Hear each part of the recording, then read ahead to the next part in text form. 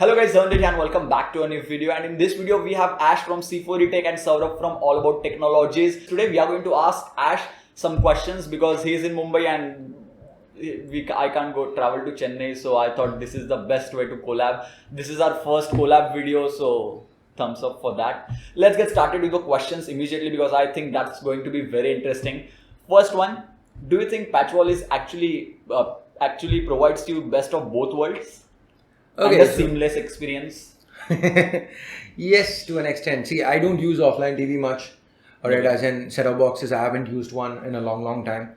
But then there's nothing else that actually does that. Okay. Is there? So as far as Patchwall is concerned, it is in priority for me. I don't use it much. So like I said in my Me TV 4 unboxing, review, what I do with Patchwall is I get it to boot directly to HDMI. Alright, Correct. that's all I use it for. But then I have spent enough time with Xiaomi guys where I've heard what they're trying to do, and it feels like they're trying to do something good. I don't get to watch a lot of, like I said, set-top box content, and it doesn't support Prime and Netflix, which is where I consume most of my media. Hotstar is only for cricket, or some shows from time to time. So in that way, I don't personally use it much, but I understand why it's good. And that quote that Xiaomi used, it was from the video. We understand, I mean, what we were saying in the video was yes, but then if they asked me for a quote, that isn't what I would have used. I like a lot of things about Xiaomi TVs. Correct. And exactly. It's like, this is how much I like Patchwall, and there are other things that I like this much. So I could have given them like a million quotes, but that is what they chose to use. So let's get to the next question. Smartphone companies are competing extremely crazily right now. What do you think, which will be the brand which will come out as the best brand after 5 years? Do you think Xiaomi can keep its place for next 5 years, or some other brand like Realme or Vivo may launch their online brand and it may take over in 5 years? What do you think? Okay, so this is an excellent question. So okay, now we have to go back a little bit. So you look at, there are brands who have been more competitive than Xiaomi. We've all seen them. We've had Leico. We've had Realme with the Realme 1. We've had Asus with the Zenfone Max Pro. And before that, what is that? The Zenfone 2 was almost better value than the Xiaomi phone at that point, right? Almost being the keyword. So there are brands who can do it, but nobody's done it as consistently as Xiaomi or for the longest period of time. Now Xiaomi is taking a huge gamble because they are trading away their online strengths to get into offline, which is why you see a Redmi 5 Plus sold as Redmi Note 5 and stuff like that, you know. So how is this gonna play out? Well, time will tell. But right now, the brand with the best chance of being better than they are today in 5 years, I would probably say it's got to be Xiaomi. OnePlus is cool, but OnePlus is stuck to one segment. They've got one phone in one segment. They get 2 phones a year, yes, but they're concentrating. I really like it as a consumer, but as a brand growth, they've built their brand value up. And I don't know, eventually they want to compete with tier 1 brands toe to toe. I mean, if they're not doing that already, they'd sure have the ads for it. Anybody seen the Asia Cup? I don't remember anything. बहुत तेज है. Oh, sir, what do you think? Which brand will be the best? Yeah, as he said, like I agree. Xiaomi, like his answer, I liked his answer, and what he said is like completely true. Because like brands, they come up with phones, like they price it really well for like 1 or 2 phones, and then they go back to the same pricing what they used to do before, and then again they, after 1 or 2 years, they realize that they have to price it competitively. Lenovo again, right? With Lenovo, what happened? Lenovo was awesome, as in terms of competing with Xiaomi, they were doing really well. And then they figured out that, hey, instead of a Lenovo sticker, let's put a Moto sticker on it. Double the price. Now it's triple the price. So can they go for a long time? Leico did much better internals than Xiaomi at the price. But then it was almost a pyramid scheme kind of thing, right? So they kind of folded on themselves. So it's just a question of, can people survive long enough? So as a brand, who's going to be doing the best? Samsung or Apple. But which Chinese brand or which non-tier 1 brand today is going to be big in 5 years, as in bigger, much bigger? Who has the best sales number? Not just sales number, who has the best shot of becoming a much huger brand, In I would next have to go Xiaomi or OnePlus. Maybe if I had to choose one, I'd go Xiaomi. Okay. So we have the iPhone XS Max. We can't show that to you right now, but he did an unboxing video on his channel. You have the iPhone XS Max. I do. Here's a card to it. What do you think? Is it worth? Just answer yes or no. Is it worth 1,10,000 No. rupees or no? But let's assume you have to justify the pricing for just one feature. Camera. So you think cameras on the iPhone XS Max are worth paying 1,10,000 for? No. Then tell me one feature for which I can be like, okay, I will pay 1,10,000 for the device for this particular feature, or you can say ecosystem as well. There's absolutely nothing that's worth paying on 1,10,000 for. The reality is the iPhone is priced 10% higher than the Note 9. That's how Apple is pitting it as all across the world, except in India, where it's priced 60% higher. So if the iPhone XS Max, as per Apple, is 60% better than the Note 9, then it would be priced 60% higher everywhere.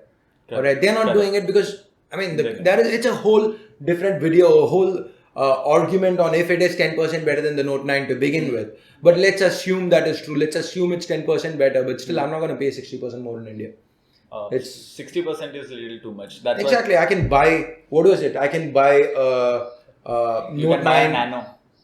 I can buy a Note 9 and a RX100. You can't really, but still I can buy a Note 9 and a RX100. And I can guarantee the RX100 will be a better camera Any day than the iPhone.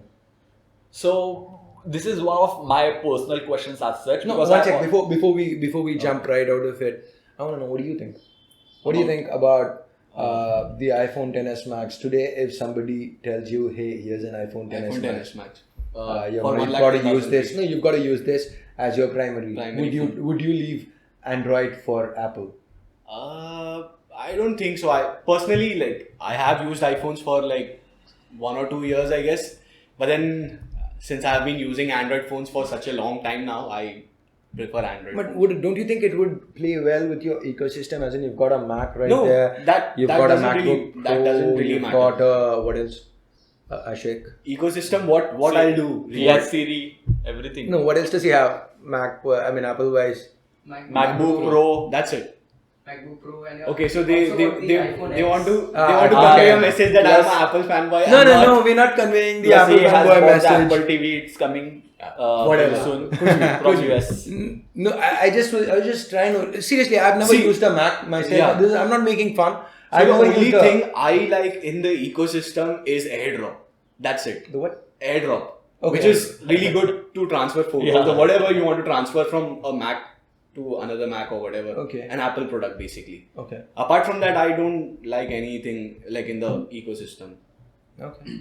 So I was just trying to get nothing is useful for me. There are a lot of features, obviously, but then. No, because he brought up the point of ecosystem. Yeah. I just wanted to understand if a Mac user would prefer. Is it something? I just wanted to get your point of view on it. Anyway. And one more thing, iMessage is something which is very huge in other countries, whereas very few people use iMessage. I had a couple of my friends who have iPhones and they, I hope they don't watch this video. I bought iPad and I asked them, what's your iMessage? How do I message you? It's not showing up. They said, we don't use it. Okay.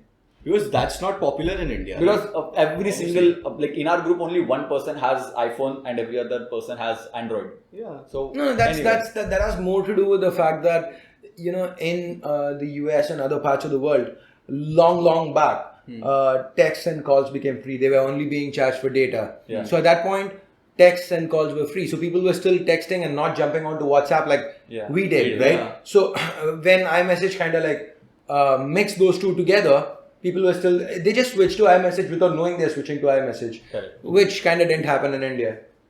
So anyways, jumping on next. Yeah, so the next question is going to be a little bit personal, which I always worry about. With the Poco F1, your title itself said too buggy, right? Yeah, It was a question mark. There's a question mark. Yeah, too buggy, question mark. It was in the title. So do you think our companies compromising on software to launch the device early with better specs, just to get it at a lower price point without worrying about a stable software, which was a pretty huge deal earlier? Maybe like if you, I'm not sure, you have much more experience as compared to me. Like 5 years back, were phones more stable with less bugs as compared to, we are not talking about security issues, but less buggy as in On I the can't day of click- launch. Okay. Yeah, basically.